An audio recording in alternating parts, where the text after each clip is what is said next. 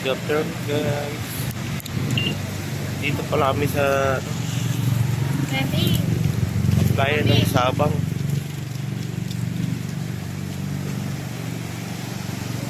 Ayun, naliligo.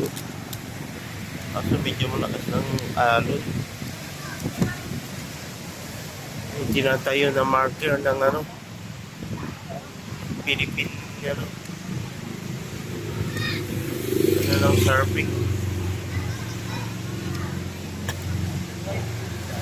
Maalon. Pwede na kumain. Ano nga yan?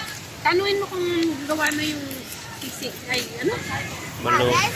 Ay, mag-sagat ka dyan. Tanuin mo doon. Tsaka yung kikiam. Yung dalawang pares sa may kikiam. Doon o. So, dala namin. Ano to?